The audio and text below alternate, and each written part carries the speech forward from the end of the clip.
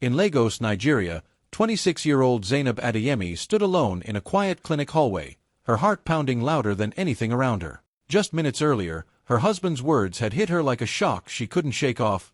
"You can't keep this child." It didn't sound like concern. It didn't feel like love. It felt final. The doctor barely looked at her, flipping through papers as if everything had already been decided. The air in the room felt heavy, almost suffocating. Zainab instinctively placed her hand on her stomach, trying to steady herself, trying to understand how things had gotten here so fast. This was supposed to be a moment of joy, or at least a moment they would face together. Instead, she felt completely alone. Her husband kept talking about timing, about how this would ruin their plans, affect his career, delay their future. His words sounded reasonable on the surface, but deep inside, Zainab felt something wasn't right. This wasn't about planning anymore. It was about control, about her not having a say in something that was happening inside her own body. For the first time, she saw things clearly. The way decisions had always leaned his way. The way her voice had slowly become smaller in their marriage. And now this. That night, lying awake in silence, she stared at the ceiling with tears quietly slipping down her face. Fear was there, no doubt. But something else was growing too, something stronger. A quiet kind of courage. Without saying a word to anyone, Zainab made her decision. She would keep her child, even if it meant losing her marriage, even if it meant starting over with nothing. Zainab met Colonel Balagan during her university days in Ibadan, and at first, everything about him felt right. He was confident, smart, and had big dreams. People respected him, and being with him made Zainab feel special, like she had found someone who knew exactly where he was going in life. He paid attention to her in a way no one else had before. He would check on her, give advice, and always seemed to know what was best. Back then, it felt like love. It felt like care. But slowly, things began to change in ways she didn't notice at first. Colonel started having opinions about everything. At first, it was small things, what she should wear, how she should talk in public, who she should spend time with. He would say things like, "I just want you to look your best," or, "I'm only trying to guide you." Zainab didn't argue. She trusted him.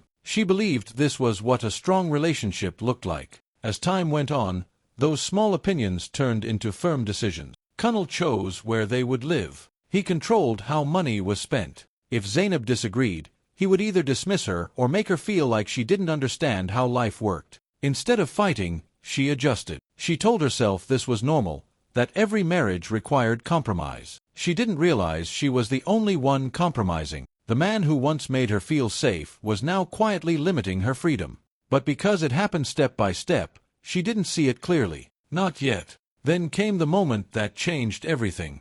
When Zainab found out she was pregnant, her heart filled with mixed emotions. Fear, yes, but also hope. She thought maybe this would bring them closer. Maybe Colonel would finally show a softer side, a more supportive side. Instead, his reaction shocked her. He didn't smile. He didn't celebrate. He didn't even ask how she felt. All he saw was a problem. To him, the pregnancy was not a blessing. It was a disruption to his plans, his timeline, his control. And in that moment, Zainab began to realize that the love she once believed in had slowly turned into something else entirely. After that first conversation, things didn't calm down, they got worse. Colonel was no longer trying to convince Zainab gently. His tone changed. It became firm, sharp, almost cold. What used to sound like advice now sounded like orders. He kept repeating the same words. "This is not the right time. You're not thinking clearly. We have bigger plans." But this time, there was no space for her opinion. Then he brought his family into it. Suddenly, Zainab found herself surrounded by voices all saying the same thing. His mother, his siblings, even relatives she barely knew started calling and visiting. They spoke about responsibility and protecting the family image. They made it sound like keeping the baby would ruin everything. Some of them didn't even ask how she felt. They talked over her, like she wasn't even in the room. Zainab felt trapped. Every conversation ended the same way, with pressure, with silence from her side, and with decisions being made for her. It was like she was slowly disappearing in her own life. The day they went to the clinic made everything even clearer. Forms were already prepared before she had said yes to anything. The nurse spoke directly to Colonel more than to her. The doctor avoided eye contact, acting like this was just another routine case. No one stopped to ask, "Zainab, what do you want?" It was as if her choice didn't exist. In that moment, something shifted inside her. For so long, she had stayed quiet to keep peace. She had adjusted, agreed, and gone along with things to avoid conflict. But standing there, feeling invisible, something in her refused to accept it anymore. It wasn't loud or dramatic. It was a quiet but powerful feeling rising inside her chest. For the first time, Zainab started asking herself hard questions. Why was her voice always the smallest? Why did love feel like pressure? When did her life stop being hers? And slowly, she began to realize something she had never allowed herself to see before. This wasn't normal. And maybe, just maybe, she didn't have to accept it anymore. That same week, Zainab made a decision that would change her life forever. She didn't argue, she didn't try to explain, and she didn't wait for anyone's permission. One quiet morning, while everything felt heavy but clear in her mind, she packed a small bag with only the things she truly needed. A few clothes, some personal items, and whatever little money she could gather. That was it. There was no dramatic goodbye. No final fight. Kunnel wasn't even there when she left. And maybe that made it easier. Or maybe it made it harder. As she stepped out of the house, she paused for a second, looking back at the place she once called home. So many memories were tied to it, both good and painful. But this time, she didn't let those memories stop her. She walked away. With no clear plan, Zainab headed to the bus station and bought a ticket to Abort. The journey felt long and quiet. She sat by the window, holding her bag close, her mind filled with questions she didn't have answers to yet. What would happen next? How would she survive? Was she making the biggest mistake of her life? But even with all those fears, there was something else she couldn't ignore. A strange sense of relief. When she finally arrived, her old friend, Saad Ogunlai, welcomed her without hesitation. There were no long questions, no judgment, just a simple, "You can stay here." And in that moment, Zainab felt something she hadn't felt in a long time, safe. Still, reality was waiting for her. She had no stable income, no proper plan, and she was carrying a child, alone. Everything about her future was uncertain. Some nights, the fear would creep in stronger than ever. The kind of fear that keeps you awake and makes you question everything. But even in the middle of that fear, there was something new growing inside her. Freedom. It wasn't easy, and it wasn't comfortable. It came with doubt, struggle, and a lot of unknowns. But it was hers. For the first time in years, Zainab was making her own choices, even if they were difficult ones. And deep down, she knew one thing for sure. She had walked away with almost nothing. But she had finally taken her life back. Starting over was harder than Zainab had imagined. The first few days felt almost unreal, like she was still catching up to the decision she had made. But reality came quickly. Life was not soft or forgiving. Every day became a test of how strong she really was. She didn't have a steady job, so she took anything she could find. Some days she helped with tailoring, fixing clothes for people in the neighborhood. Other days she offered to tutor children, even if it meant earning very little. There were times she helped with small errands just to make a bit of money. Nothing was stable, nothing was guaranteed. She had to wake up every morning and figure things out all over again. There were days when she barely had enough to eat. She would sometimes pretend she wasn't hungry just to save what little food she had. And being pregnant made everything even harder. Her body was tired, her energy was low, and some days even getting out of bed felt like a challenge. But she didn't have the luxury to stop. At night, when everything went quiet, her thoughts became louder. Doubt would slowly creep in. She would lie awake and ask herself the questions she tried to avoid during the day. Did I make the right choice? Should I have stayed? Would life have been easier if I just agreed? Those thoughts felt heavy, especially when she was alone. But then, in those same quiet moments, she would feel something else. A small movement. Her baby. Every time she felt that gentle kick, it was like a reminder, a reason, a quiet voice telling her to keep going. In those moments, the fear didn't disappear, but it became easier to face. She would place her hand on her stomach and take a deep breath, holding on to that feeling. Slowly, her mindset began to change. This was no longer just about surviving each day. It became something deeper, something stronger. It became purpose. She wasn't just fighting for herself anymore. She was building a life for someone who was already depending on her. And that thought gave her a kind of strength she didn't even know she had. The night Zainab went into labor, the rain was heavy and non-stop. It poured so hard that the streets of Abeokuta looked almost empty, as if the whole city had paused. Inside a small, simple hospital, Zainab lay on a narrow bed, holding onto the sides as waves of pain came and went. There were no fancy machines, no perfect conditions, just a few nurses, quiet instructions, and the sound of rain hitting the roof again and again. She was scared. Anyone would be. There was no partner by her side, no family surrounding her. Just her strength, and the life she was about to bring into the world. But even through the pain and fear, she didn't regret her decision. Not for a second. Hours passed, each one feeling longer than the last. And then, in one powerful moment, everything changed. A cry filled the room. Her baby was here. When the nurse gently placed the little girl in her arms, Zainab froze for a second, just staring. The noise around her faded. The exhaustion, the struggle, the fear, it all stepped back. All she could see was this tiny, beautiful life looking back at her. "Amara," she whispered softly. In that moment, something inside her shifted in a way she couldn't explain. It wasn't just love. It was strength. A deep, unshakable strength she had never felt before. Every hardship she had faced suddenly made sense. Every tear, every sleepless night, every doubt, it had all led to this. She looked at her daughter and knew one thing with complete certainty. This child was not a mistake. She was a new beginning. Zainab held Amara closer, feeling her small heartbeat, and quietly made a promise, not out loud, not for anyone else to hear, but deep within herself. No matter how hard life would get, no matter how long it would take, she would give this child a different life. A life filled with love, not control. A life where her voice would matter. And as the rain slowly softened outside, it felt like the start of something new, not just for Amara, but for Zainab too.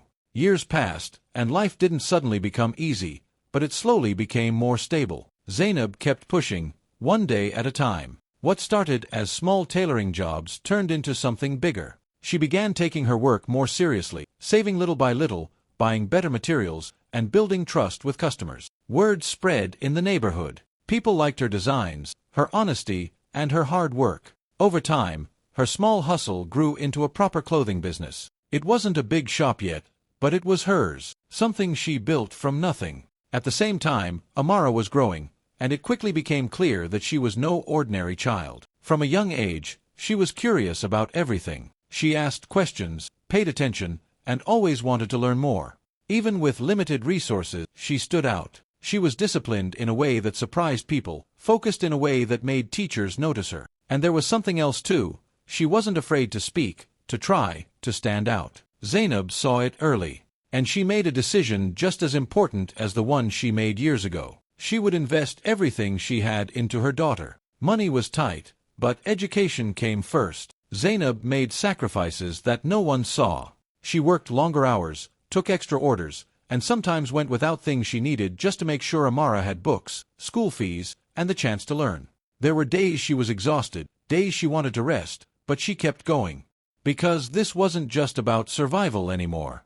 At home, Zainab taught Amara things that went beyond school. She taught her how to believe in herself. She encouraged her to speak her mind, to ask questions, to never feel small. She made sure her daughter understood her worth, something Zainab herself had struggled to learn for years. She didn't raise Amara with fear. She raised her with confidence. And slowly, step by step, against all the odds, Zainab was not just building a business. She was raising a girl who would one day stand strong in a world that once tried to silence her. By the time Amara reached her teenage years, it was clear to everyone around her that she was something special. It wasn't just one talent. She seemed to shine in everything she touched. In school, she was always among the top students, focused and consistent. But it didn't stop there. She had a natural gift for speaking, the kind that made people stop and listen. Whether it was a classroom presentation or a small school event, she spoke with confidence far beyond her age. She also loved music, often practicing in her free time,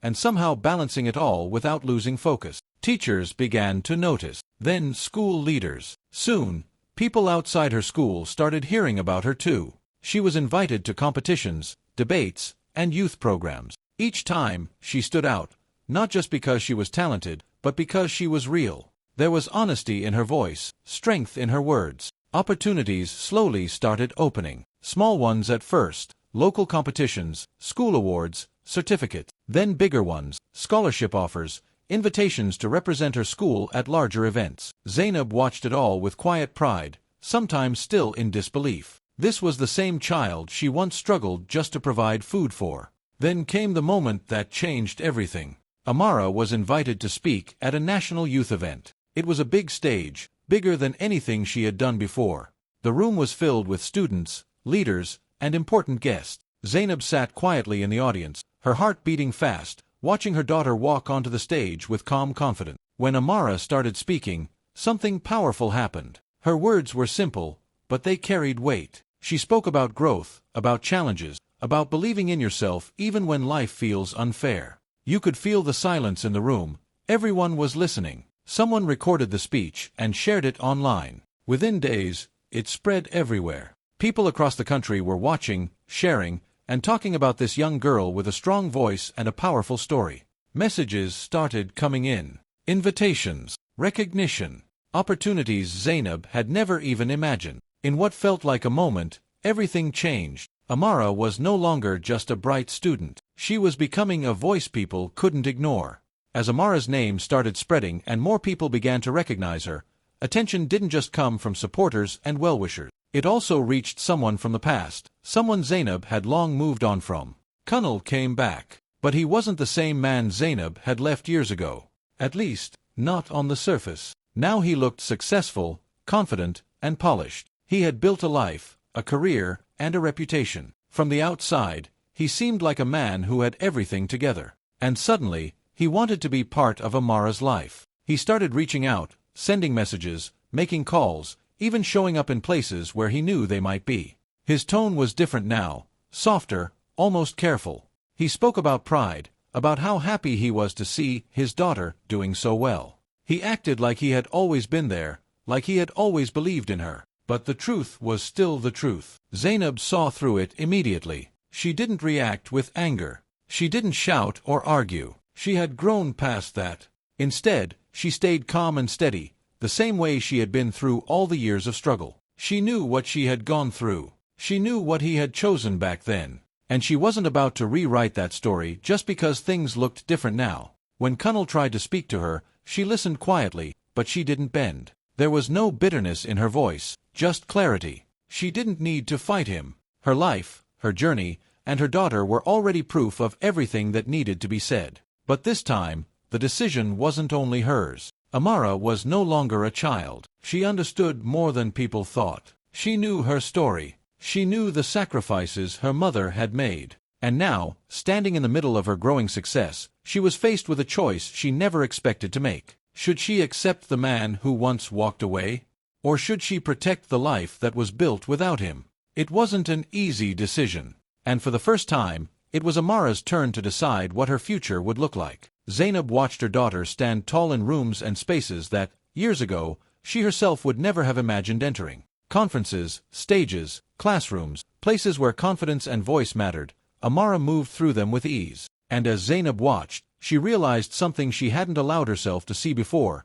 Leaving had not broken her life. It had built it. Every struggle, every lonely night, every moment of fear had led to this. Her story started to reach others, quietly at first. Friends shared it. People at work spoke about it. Then more women began hearing it. Women facing impossible choices. Women who felt trapped in lives they didn't control. They saw Zainab's courage, and slowly, it sparked something inside them. It wasn't loud or flashy, but it mattered. It gave hope. It gave strength. Zainab didn't just raise a successful child. She raised a symbol of resilience and independence. Amara carried with her the lessons Zainab had learned the hard way: confidence, self-worth, the courage to make her own choices. Watching her daughter grow into that person, Zainab understood the real power of her decision years ago. She hadn't just given birth to a child. She had nurtured a life that could shine in ways she herself never could have predicted. And as for Kunal, the man who once tried to erase all hope, he became nothing more than a distant memory.